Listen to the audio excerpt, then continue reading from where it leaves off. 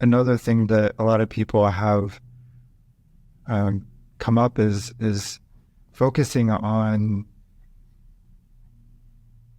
feeling that we're not good enough, or criticizing ourselves, and maybe focusing anger towards ourselves. How could this retreat help with those like self-criticism and not feeling good enough? And I mean, one thing we understand straight away with Buddha's teachings is that all of us possess an extraordinary capacity and potential for goodness and for wisdom and for compassion. It's all in there. We have what's called Buddha nature.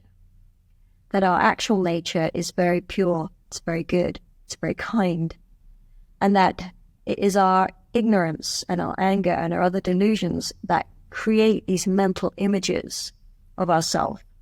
We do it to others. We don't like other people, but we also manage to do it to ourselves as well, create versions of ourselves out of ignorance and dislike and anger that we then relate to as being the real me. I mean, the thing about Buddha's wisdom teachings is that he explains there is no real me. There is no real me. At the end of the day, who we are depends on our thoughts, depends on who we think we are. And we can learn to change that through Buddha's Dharma teachings in general and through his wisdom and compassion teachings in particular. So one thing that caught my attention was listening to Venerable Geshe-la's teaching in Portugal the other day, listening to it again. And he said how all the Buddhas of the 10 directions they've given up just thinking about themselves. They've given up self-cherishing, and they moved their object of cherishing to all living beings. So they've switched their object of cherishing from thinking me, me, me all day long to thinking about others.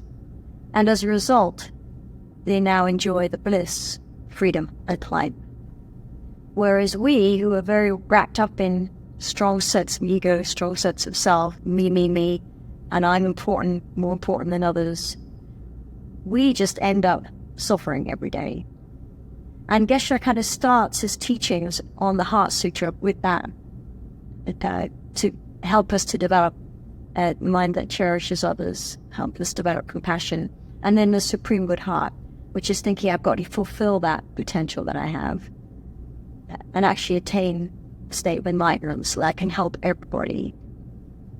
So that's the ultimate goal. First goal is just get through the election year.